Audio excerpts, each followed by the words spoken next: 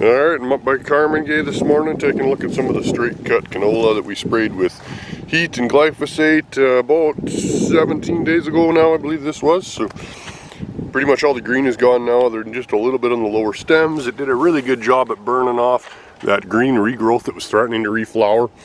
And now we're pretty much ready to come in here and get some combining done. It still feels a little tough this morning because we had a little bit of a dew last night, so I'm not going to bother doing a real hand thresh sample because my results will be all over the place, but looking pretty good for now. Well, here's another canola field that's pretty much ready for regulone this week. We do still have the odd green plant here and there, and there's a little bit of regrowth starting to occur down on the bottoms of the plants, but that's not uncommon this time of the year. This is L233P, and yeah, we're at a good 70 to 80% total color change in here now. So it'll definitely be ready in just a couple days. Checking out the Alderon wheat down by Colehurst today, and it's finally really starting to dry down. We're getting some color to the kernels now, and you can't really easily squish them anymore now. So these ones are, you know, about that 30% moisture. I can't really dig into them too much with the thumbnail, and the dents kind of pop out. So we're pretty much at swath timing for these more mature plants, but there's still quite a few, you know, quite green heads in here that are still pretty soft, and if I squeeze these guys, we might still get a bit of moisture out of them. So yeah, so we might still have to wait a week or so for these guys to catch up. Just checking out my biological plots and my irrigated wheat trials down by Colehurst. And there's not much for visual differences on any of these. These are probably going to get swathed in the next week or so here, so I will not really be able to take, you know, relatively somewhat accurate hand samples out of them. So we're just going to go by visual differences here. And I would say that as far as any visual differences go, they're pretty few and far between in here.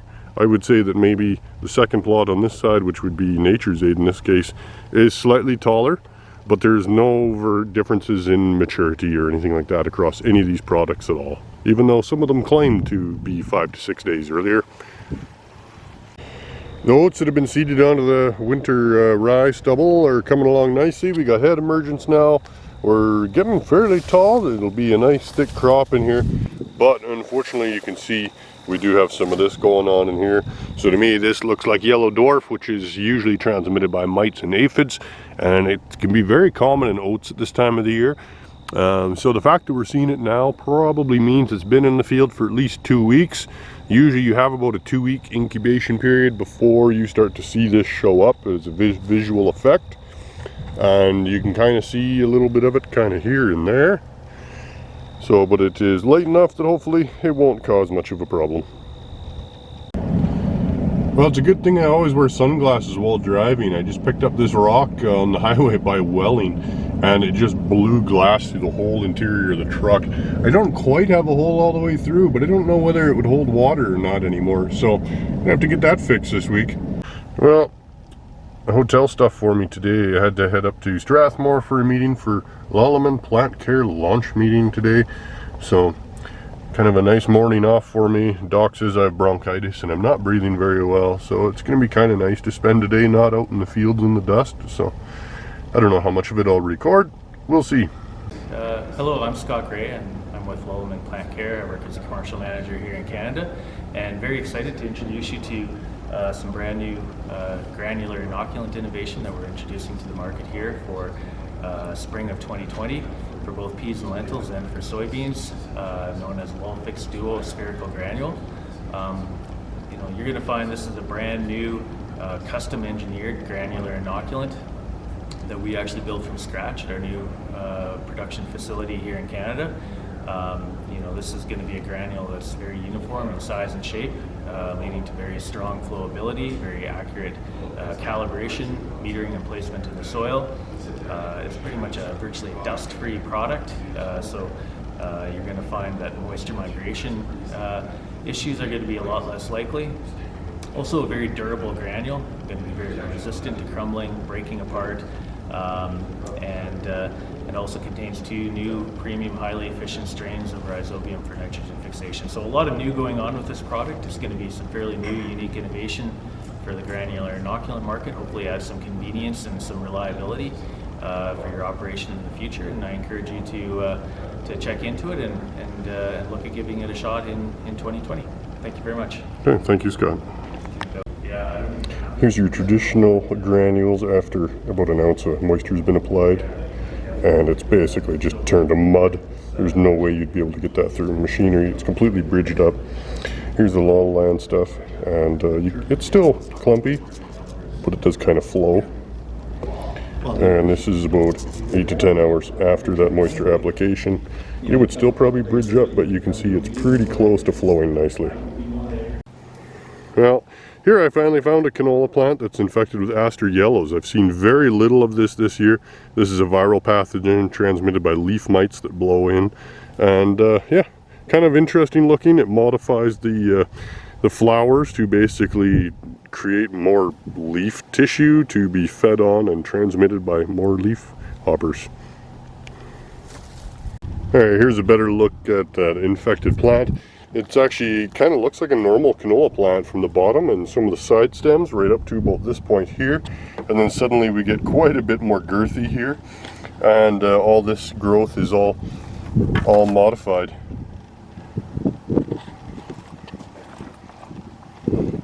Yeah, some interesting mutations going on in here.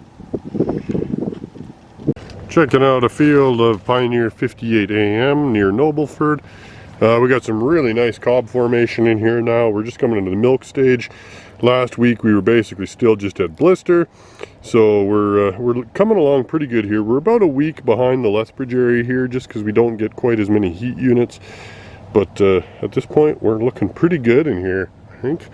As long as we keep the moisture on them and get them filled, we got some good potential in here. Nice tall corn. Makes me feel short. Well, checking out the corn by Lethbridge today. It's looking nice, real nice and even. I don't know how much you can see up there. I'm only so tall. But yeah, everything's looking pretty good here. Riding the Honda today since my truck is in the shop getting a new windshield put in after I took that fist-sized rock the other day right through the window. So it is what it is. We'll cruise around Lethbridge on the bike today, and I got a tour to go to and a couple fields to look at. Here's what the milkweed is looking like now in these dry land corners of barley here. It wasn't affected too terribly much by herbicide in crop. Milkweed is pretty resistant to such things. And you can see now we got some nice seed pods here are developed. And that's what those look like. And when you cut them apart, you can see inside, well, that latex coming out, and that's the seeds are developing in there. We're still quite a ways away from these drying down enough to actually throw seed out.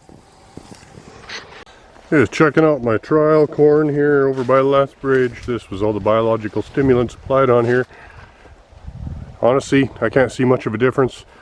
I would say perhaps this last trial here is noticeably, you know, a little taller anyways, and that would be the lignogule. So I got to come back here with my drone and fly this and see if anything really shows up or whether that's just an anomaly. And yeah, we are well into the milk stage here now, so things are developing quite nicely. Alright, just got to the Creekside harvesting corn tour, so we're going to take a look through here, see what kind of interesting hybrids they have this year. Southwest Saskatchewan. Very pleased to be here today, and want to thank Brian and Gideon for taking the time and effort to put these plots in. It is a lot of work, but it's sure great to be able to see everything side by side. I want to introduce a few people. Anyone wearing... Well, we got lots of good looking varieties in here. Pioneer hybrid stuff is looking pretty good. The 58 AM, of course, always a tank of a plant. Lots of Pioneer or Pride stuff in here. 1047 is the tallest one here. You can see that nice upright leaf structure. Always a favorite for silage, as long as you get enough heat units.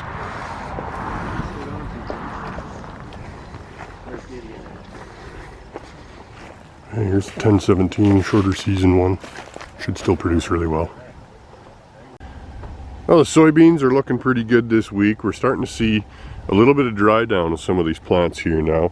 Our upper pods are a little bit smaller, but the seeds are still a little soft, but they are starting to firm up. The bottom pods, seeds are getting quite firm now. You can't really squish them easy anymore. They just shoot off on you. So they're not too far from really starting to lose some seed moisture here, and these plants are starting to dry down, and we're loaded up with pods. There's quite a few pods set on a lot of these plants. We got 50-60 pods on some of these plants, so yield potential is pretty good.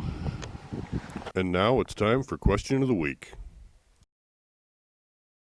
All right, and the answer to last week's question of the week was this is purple leaf sheath, and it's kind of a saprophytic infection resulting from when the tassel kind of comes apart and all those pieces come down, they land in a leaf sheath margin, similar to Sclerotinia with the flower petals and canola. But anyways, it basically gets a yeast infection, and yeah, it's not really associated with any leaf or yield loss, but it can look a little ugly, but doesn't seem to hurt yield at all.